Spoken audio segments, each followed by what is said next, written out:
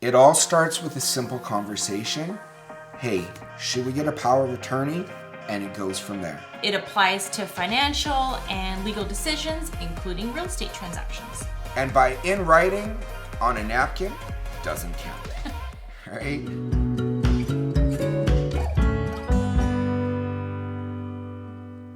Hey, I'm Greg. And I'm Liz. From the Holmes real estate team here at Macdonald Realty in Surrey, BC. And today we wanted to go over power of attorneys in real estate here in BC. That's right. Power of attorney, or some people say POA. We're going to talk about who's it great for? Well, it's great for adult children helping their parents. It's great for people who are out of the country or out of the area and who aren't able to physically sign any documents. What is a power of attorney?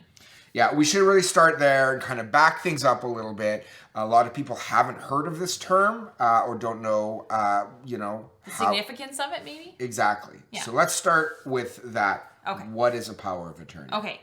So a power of attorney would be a legal document that allows someone else to act on your behalf. It applies to financial and legal decisions, including real estate transactions. So look, a power of attorney, it's a paper document, and it specifically gives instructions and permission for someone, on a real estate transaction. So it must be registered with the Land Titles Office. This is very important in BC for use of property sales. And a power of attorney, it's not a never-ending document. It does end when a person passes away. That's right. A power of attorney must be notarized by a lawyer or a notary in BC to be valid.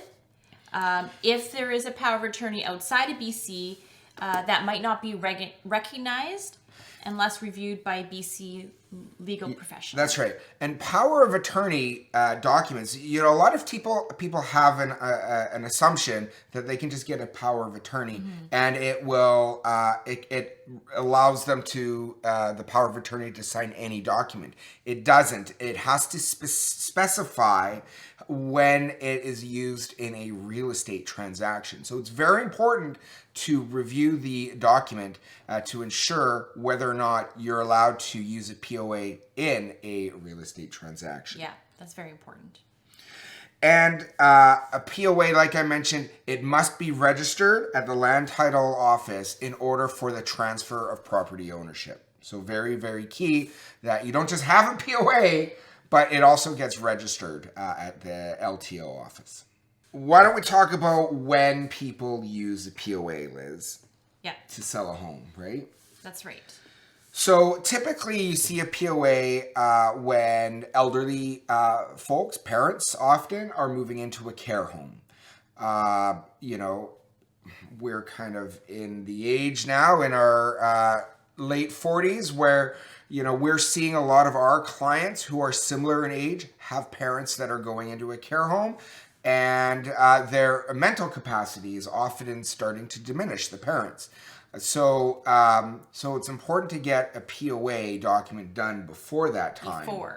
Right? In order to just handle all the financial affairs, right? Yeah.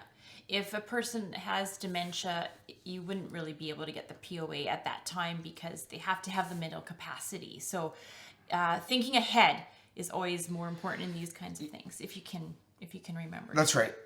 When someone gets hospitalized or when they're in long-term care, right, they don't have the access. They can't go out. They can't, just go to an appointment to sign paperwork. So having that POA and also that the stress, right, the stress on a person is transferred to their oftentimes their children. So it alleviates, makes things more stress-free for the person in the care. We've helped several families in these kind of situations with having a POA. It has to be set up right, though. Yeah, we'll talk about that in a minute in terms of the process and getting it set up. Another thing is like I mentioned, when someone is living abroad, making sure if they're out of the country and a document needs to get signed, whether it be a listing contract or the contract at the end to transfer ownership. Both instances require a POA. If someone is out of country, you can use the POA in that instance too. Yeah. Right. Yeah. All right. What is required to use a POA in a sale? Well, a power of attorney must be in writing. It must be properly witnessed and signed, so by a notary or lawyer, registered at land title office, and include permission to deal with real estate. That's right. And by in writing on a napkin doesn't count. Right? And it can be verbal. A lot of people make an assumption that they just assume that their children can, if they say, hey, I just want my child to sign on my behalf, they have my authority, and it's a verbal, but that's not good enough. Mm-hmm. It has to be done. It's a legal document. You do need to reach out to a notary or a lawyer. Notaries are great. They can do it, but they can't give legal advice. So if you do need to get legal advice, it's best to go to a lawyer and get it done through that way. But it must be in writing and like Liz said, properly signed, witnessed, and also dates. Dates play a big part. Yes, that's right. A POA can often be, we've seen instances where a power of attorney was signed by the elderly parents. They did it years ago, and they named their children. But they didn't have the children sign until years later. Maybe they felt they were, okay, this is now a time when I'd like you to sign. So now there's two sets of dates. Well, you need to get legal advice in terms of which dates are applicable for this power of attorney, because there are power of attorneys that expire after a certain time. There's an enduring power of attorney, mm-hmm. but there are other power of attorneys. So these are all questions that you'd want to get answered from someone who can provide you the proper advice, right? Registered, I've talked about this. So registered at land titles office. Again, most people assume that when they go in and they get a POA signed, that's good enough. But it may not be, especially if you're using it for real estate transactions. Yep. You do need to make sure that that power of attorney document is registered at land title office, so that when you get to the end date, that completion date mm-hmm. at closing, that the land titles is willing to accept the power of attorney document. And this is a step that a lot of people either don't know or misunderstand, right? Yeah. They think, oh, I've got it. It's in writing. It's all witnessed and dated. I'm set.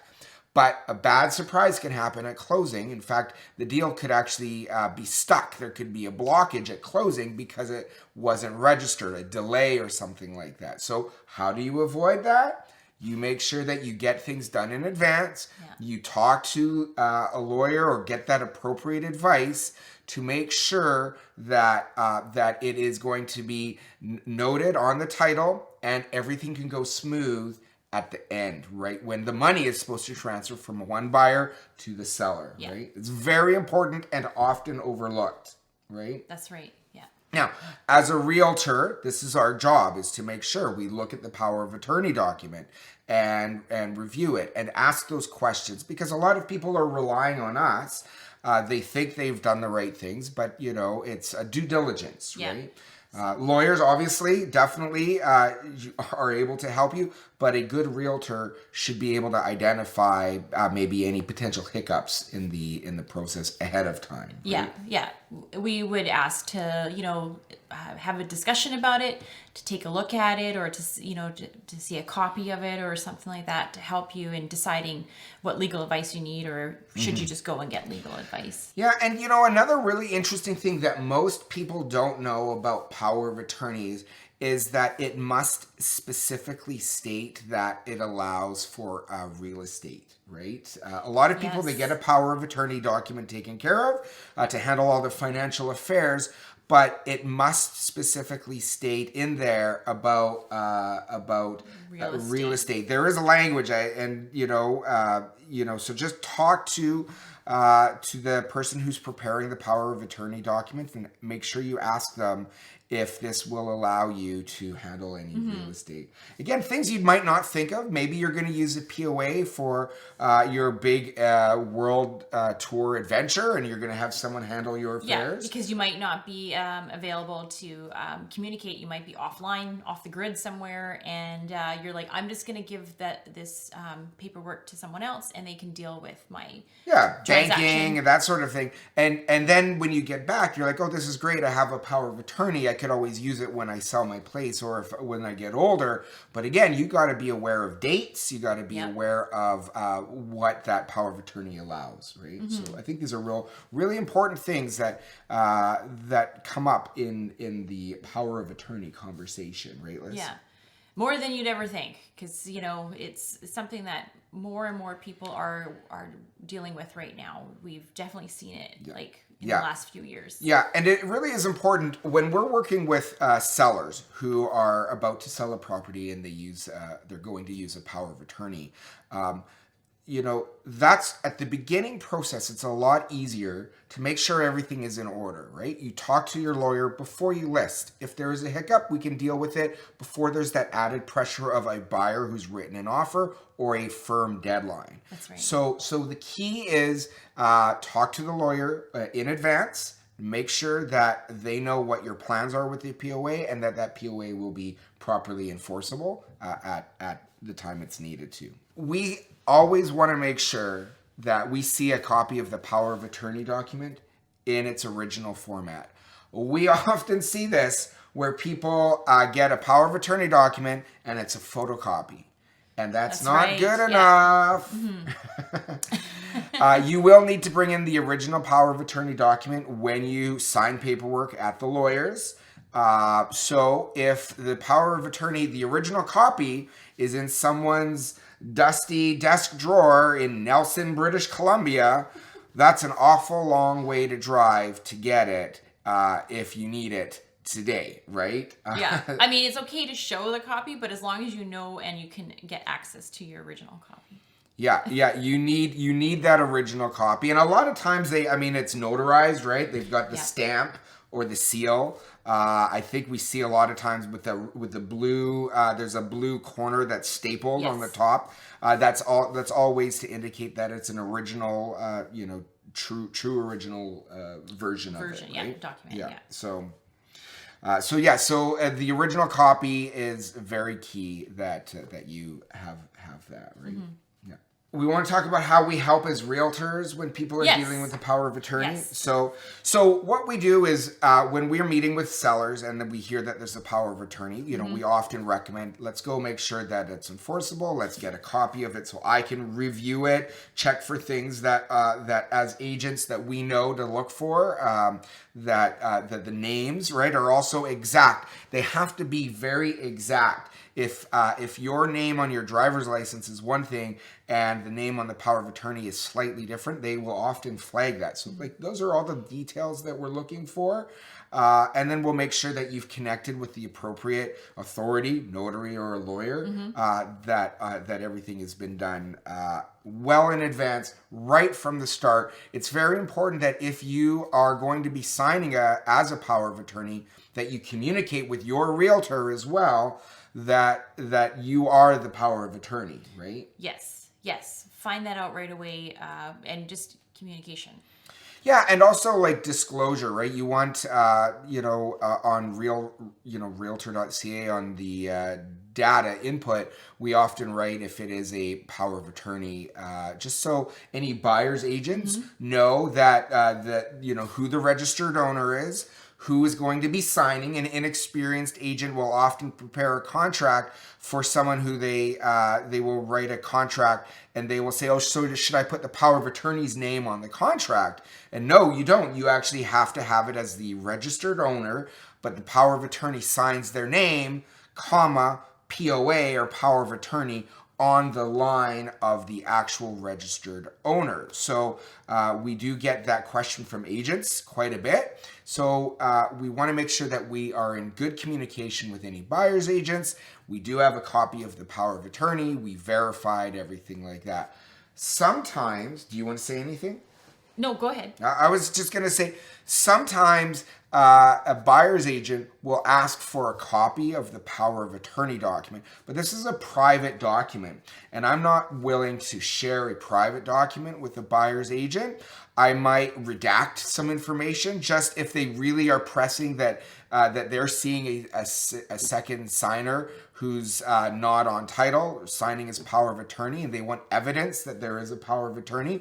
I can always say, well, my managing broker has reviewed it and approved it. I can redact a bunch of information on the first page and only include like a first name that says they are power of attorney for this person, just to provide evidence that there is a POA document. But this is a private document that we won't share with another party, particularly buyers, right? Yeah, I mean, it's good on them as a buyer's agent to ask about it and inquire. And as us as buyer's agents for our clients, we would want to kind of do the same thing. Yeah. We would want to be asking the questions and finding out, like what are all the things? Does it have it about real estate transactions in the POA and things like that? We would just be just keeping informed, and we just don't want to have any surprises or any kind of issues at closing. So we would just want to keep discussions with that listing agent if they were the one that had the POA, and make sure everything goes smoothly. Yeah, at the end of the day, it's all about communication, right? We work with the other agents. We keep them informed. If we all want to avoid any last minute surprises or issues. Yeah. Yeah, exactly. So why don't we just talk quickly about an experience where we have had a power of attorney document used several years ago. We've used it more and more recently, especially as we're finding clients are calling us asking to help their parents out. So they're using POAs.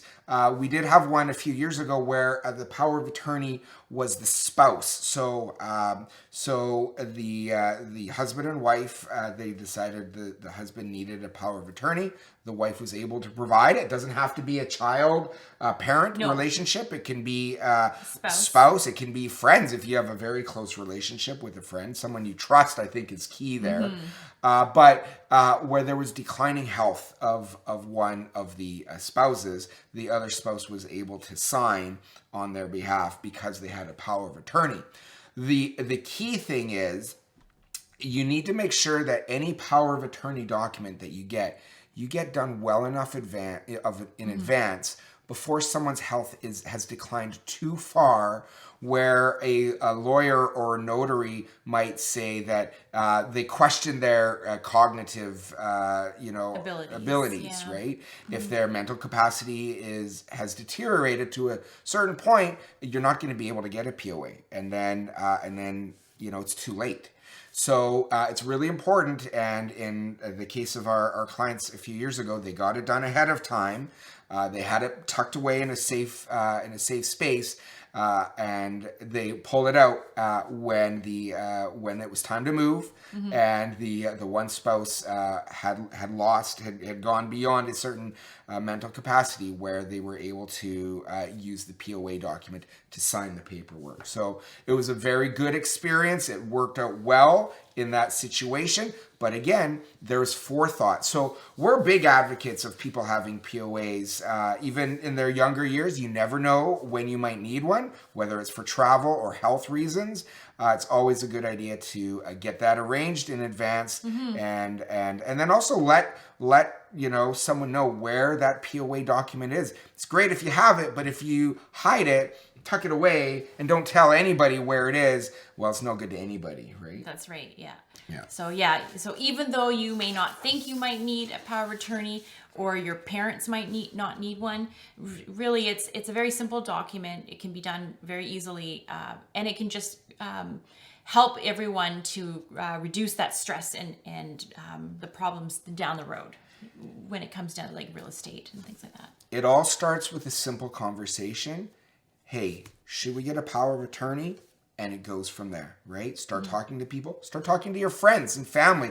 Do you have a power of attorney? You'll be surprised the people in your life who are probably very organized probably have power of attorneys. Yeah. And it's just like, keeping your financial affairs in order. It's just another good thing. It's an important thing that we often overlook, but we often recommend it to people when talking about it. So hey, we're here as realtors to help you navigate this process. If it's something you need, we're happy to chat with you more about it. And we have handled these cases quite a bit where power of attorney documents are needed. If you need to talk to someone, we're happy to chat. Talk about this, talk about real estate in general, but there's a lot that goes into power of attorney documents, so don't hesitate to reach out to us if you have any questions. We're happy to do our best and give you the right advice and guidance. Yeah, like and subscribe to our channel too. That's right. I'm Greg. And I'm Liz. Thanks for watching.